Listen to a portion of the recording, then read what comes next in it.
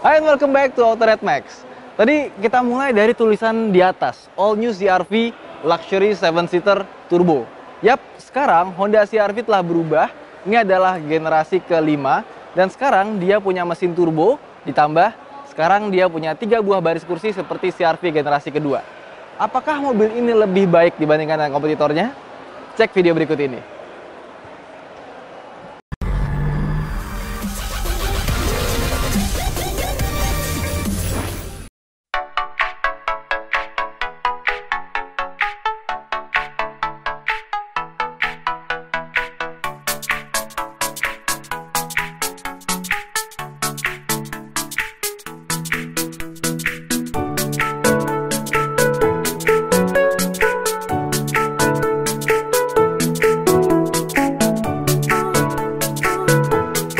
Jadi sekarang Honda CR-V punya embel-embel turbo, meskipun nggak semuanya mesinnya turbo. Yang varian turbo, dia punya mesin 1500cc, transmisinya CVT, tapi dia tenaganya lebih besar dibandingkan dengan Honda Civic 1500cc turbo. Kita lihat mesinnya. Nah, meskipun dia mesinnya sama seperti Honda Civic turbo yang 1500cc, dia tenaga lebih besar. Kalau misalnya Civic cuma 173 horsepower, dia punya tenaga 190 horsepower, sama seperti Honda CR-V model sebelumnya. Tapi sekarang, tenaga puncaknya itu didapatkan di 5.600 rpm, jadi lebih kecil dibandingkan yang lama. Dan juga torsinya 240 Nm, lebih tinggi 20 Nm dibandingkan dengan Honda Civic Turbo. Terus dia punya intake di bagian atas sini, jadi karena dia SUV, maka intake-nya ditaruh lebih tinggi biar lebih mudah melibas banjir. Dan yang paling spesial adalah rentang tenaganya. Jadi tenaga 240 Nm itu didapatkan di 2000 hingga 5400 rpm secara flat. Namanya juga mesin turbo, meskipun transmisinya CVT. Nah, kalau misalnya kalian pikir ini adalah mobil CBU, ini enggak. Ini adalah mobil CKD dibuat di Indonesia. Tapi kalau misalnya kalian pikir Honda Indonesia itu tidak akan sebagus CBU Thailand, mulai dari build quality dan juga detailing-detailingnya, di CR-V Turbo ini berbeda. Engine bay-nya sudah dicat. Ditambah dia punya peredam di atas dan punya peredam di bagian belakang. Jadi kalau kita lihat, ini adalah improvement yang sangat baik. Bahkan kalau misalnya CR-V yang lama itu bodinya agak sedikit kaleng, kalau ini bodinya tebal. Good job. Kelihatan ya, kap mesinnya juga rasanya berat gitu, beda. Nah, kita lihat model depannya, mungkin nggak selera semua orang. Tapi karena gue suka yang American looks, menurut gue ini jauh lebih bagus dibandingkan model sebelumnya. Memang sih nggak terlalu banyak lekukan, tapi it's okay. Dan kita lihat lampunya, sekarang lampunya modelnya sama seperti Civic yang dipantulkan dari atas LED-nya. Udah ada LED DRL, bahkan fog lamp-nya pun juga terbuat dari LED. Dan kalau menurut kalian tampangnya agak sedikit plain, kalian bisa tambahkan body kit modulo yang dijual oleh Honda Prospect Motor dengan harga 11,35 juta rupiah. Itu belum termasuk PPN dan ongkos pasang. Kemudian velgnya sekarang dia menggunakan velg 18 inci yang desainnya two-tone color, tapi desainnya tidak se-eye-catching model sebelumnya. Well, tapi nggak apa lah ya. Dan lihat dari sini, Honda itu sekarang belajar banyak ya. Gue ngeliat sekarang jadi lebih mewah dan elegan dan nggak norak. Kita lihat di sini dia ada chrome yang melingkari kaca seperti Honda CR-V generasi sebelumnya, dan handle pintunya tidak ada chrome, jadi terlihat mewah. Dan di bawahnya kita lihat dia punya molding yang besar sekali untuk memberikan kesan gagah pada SUV.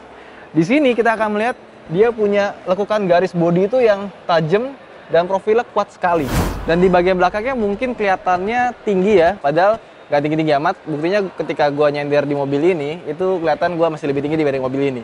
Di atasnya dia mendapatkan shark fin antena, di sini ada spoilernya, terus di sini ada defogger, ada wiper, di sini ada kamera mundur. Tapi sayangnya dia belum ada sensor parkir di bagian belakang. Terus lampunya dia sudah pakai LED, tapi lampu mundurnya belum. Dan di sini kita mendapatkan 2 buah muffler yang dua-duanya bekerja, bukan sekedar hiasan. Nice. Sekarang kita buka bagian belakangnya.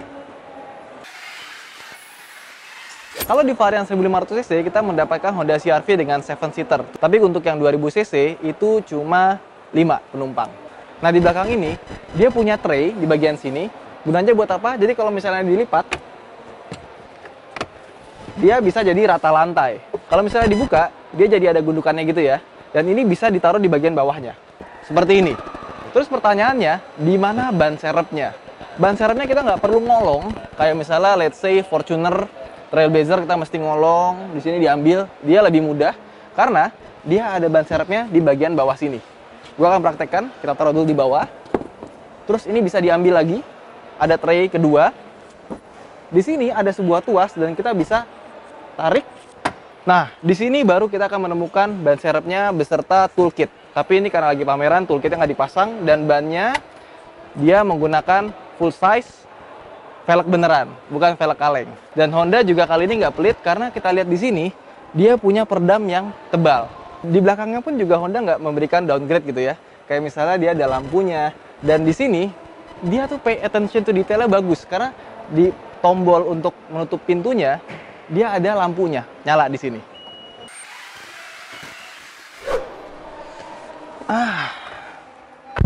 Nah, sekarang kita ada di dalam interior Honda CR-V terbaru. Ya, gue cukup impress. Kenapa? Karena sekarang Honda itu benar-benar build quality-nya rapi, materialnya bagus. Kita nggak menemukan material-material keras di bagian atas ini ya. Ini soft touch. Meskipun di sini ini jahitannya palsu, but it's okay. Dan yang gue suka sekali adalah dia punya panel kayu itu yang kelihatan mewah gitu, bagus, kayak kayu di doff. Terus kayak rasanya tuh kayak di dalam interior rumah gitu, rumah-rumah mewah yang punya panel kayu gitu ya, rasanya bagus banget. Nah, kalau dari sisi pengemudi, kita akan menemukan lingkar setir dan speedometer yang sama seperti punya Honda Civic Turbo. Sayangnya dia nggak masukin yang versi full LCD, jadi speedometernya masih gabungan antara LCD dan dial. Terus di atasnya ini kita juga mendapatkan panoramic sunroof, bukan panoramic roof, tapi panoramic sunroof yang besar sampai ke belakang. Di sini ada pengaturannya dan dia menggunakan lampu-lampu yang sudah LED. Jadi kelihatannya bagus dan cantik. Tapi sayangnya, masih ada sayangnya juga. Ini ya, LED.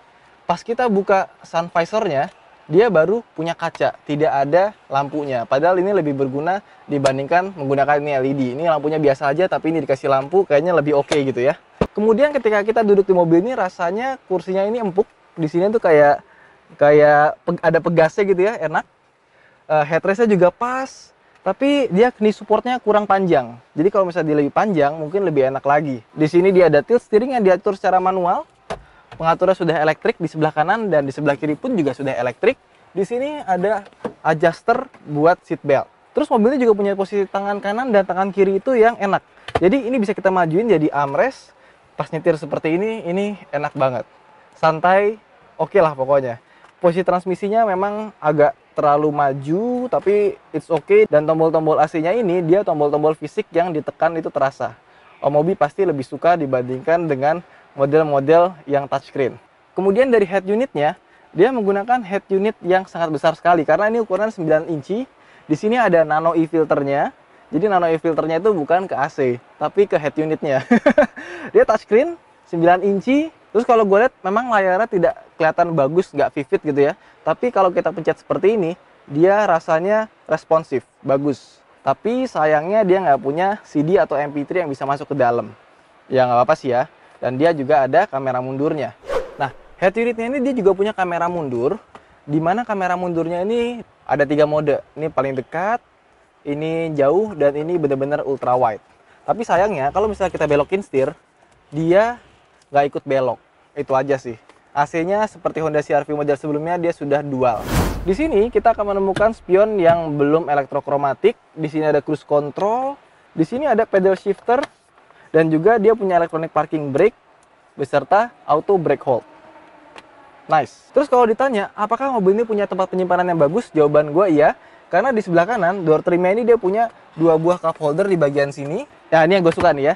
Di sini kita lihat ada tempat penyimpanan, 2 cup holder. Di sini ada tempat penyimpanan juga. Dan di sini kalau kita buka, nah ini bisa nyambung ke sini. Jadi ini besar banget ya. Dan kita bisa lepas ini. Seperti ini. Jadi kalau misalnya kita pengen bawa barang yang agak gede, kita bisa lepas ini. Ini jadi ruang yang sangat lega. Bagus sekali. Di sini juga ada power outlet buat misalnya kita mau ngecas HP. Jadi nggak cuma di bagian sini, di dalam sini pun juga ada. Dia punya glove box yang ukurannya juga cukup lega dan dibukanya secara soft gitu. Nggak langsung gubrak jatuh ya. Dan dia, kalau misalnya Honda CR-V itu biasanya 6 speaker atau mungkin yang versi 2000cc 4 speaker, dia punya 8 speaker. 4 buah speaker utama dan 4 buah tweeter. Jadi tweeternya nggak cuma di sini, tapi di pintu belakang pun juga ada tweeternya. Yuk kita lihat. Sekarang kita ada di kabin belakang Honda CR-V 1500cc turbo. Dan di sini kita akan menemukan ruang kaki yang cukup, kepala yang hampir mepet. Jadi nggak terlalu lega kepalanya. Tapi dia di sini, dia bisa maju. Ini paling mentoknya segini. Paling mentoknya pun kita masih ada jarak untuk gue yang tingginya 170 cm. Dan paling mundurnya, ini sangat lega.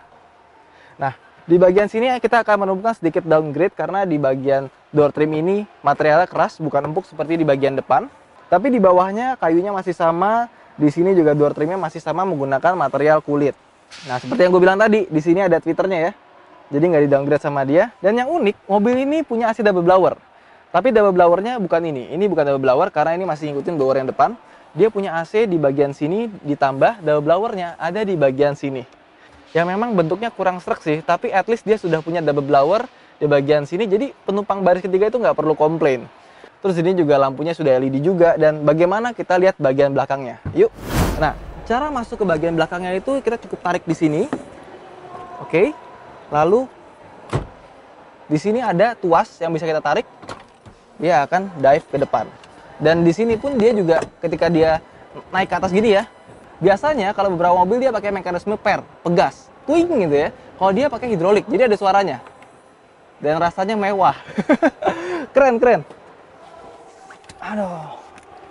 Jadi inilah rasanya duduk di belakang baris ketiga kabin Honda CR-V.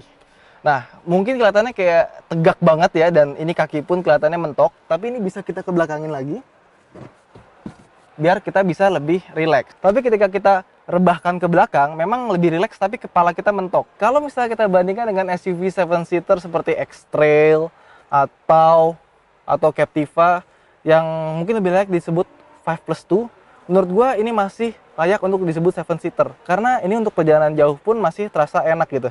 Lihat ya, ini rasanya mungkin kayak kita duduk di Fortuner atau enggak di Pajero Sport gitu. Jadi ini masih oke kalau kita bawa ke Bandung di bagian belakang sini. Asal tengahnya mau ngalah di kedepanin ya.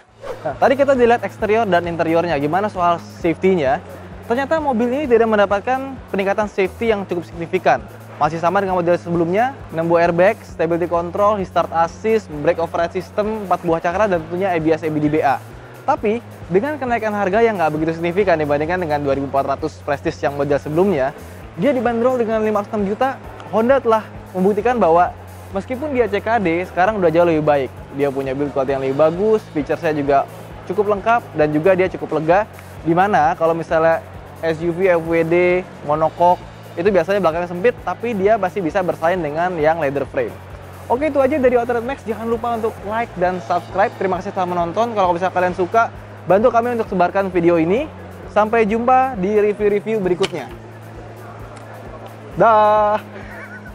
Kenapa jadi naik motor sih?